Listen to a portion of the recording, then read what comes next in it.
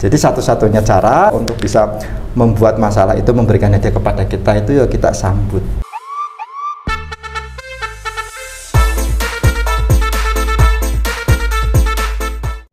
Ketika masalah itu masih kecil, jangan sampai nanti menggiling seperti bola salju menjadi sebuah krisis. Iya. Menghindar, kemudian menolak, menghindar, dan menyambut. Nah, itu tadi baru yang step pertama, menyambut masalah. Betul. Step keduanya adalah ini di bagian kedua Pak ya, penambah hikmah itu dengan menggunakan aset insan. Bagian satu menyambut masalah, bagian kedua adalah menambang hikmah. Yes, oke. Jadi ternyata ya Tuhan itu sudah memberikan kita sebuah modal Pak, atau aset dasar untuk menjadi kaya. Bentuknya masih psikologi ya. Ada tiga aset ya untuk mendapatkan hadiah di balik setiap masalah.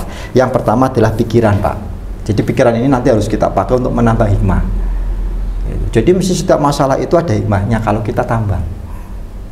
Kalau kita pikirkan jalan keluarnya, kita carikan solusinya, pasti ada hikmahnya. Hikmah itu anak induknya namanya masalah. Bapaknya namanya berpikir. Berpikir tidak dikawinkan dengan masalah, tidak akan ketemu hikmah.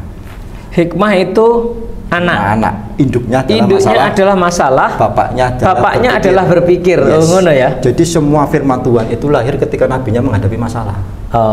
Oke. Kalau nggak ada masalah, nggak ada turun wahyu.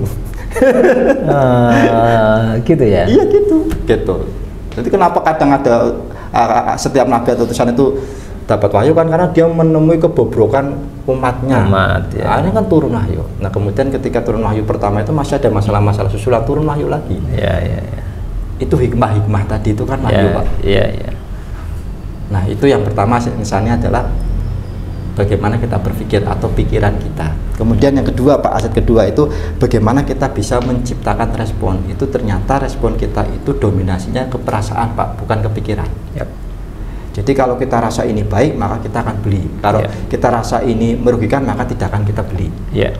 Kalau saya menyebutnya perasaan itu anaknya pikiran. Anaknya pikiran, ya masuk NLP Nusantara Pak ya. Iya.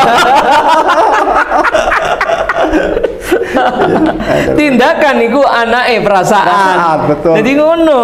Berarti nek perasaan anaknya pikiran, tindakan cucunya toh Pak. Cucunya pikiran, cucunya pikiran. Iya. Memang harus dibuat gitu Pak, sehingga teori tadi yang jelimet itu menjadi mudah dipahami. Saya menyebutnya begini Pak Edi. Tindakan itu produk dari perasaan. Perasaan produk dari pikiran. Yes, betul sekali. Nusantara. Iya. Selama ini kan NLP itu kan Amerika. Nah, ganti aja NLP Nusantara. Iya, gawe Nusantara. Kembali ke laptop. Kembali ke laptop. Ini Pak, kembali ke menambah hikmah tadi. Pikiran, perasaan, dan tindakan. Kan tadi aset insannya ada tiga. Yang satu itu adalah pikiran untuk menambah hikmah. Kedua itu perasaan untuk menciptakan respon. Yang ketiga itu tindakan Pak ya. Tindakan tadi itu untuk berarti memecahkan masalah tadi. Jadi pikiran yang bisa menambah hikmah itu pikiran yang jernih Pak.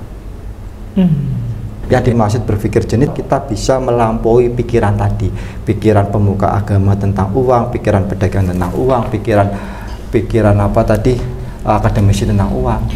Saya sebagai orang awam itu gimana cara memiliki pikiran begitu?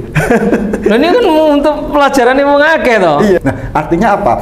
Kita bisa mendengarkan, misalnya kita pengen menghasilkan banyak uang, kita bisa adopsi pemikirannya para pengusaha dan investor. Tapi ketika pengen beramal dan berderma, kita bisa adopsi pemikirannya pemuka agama.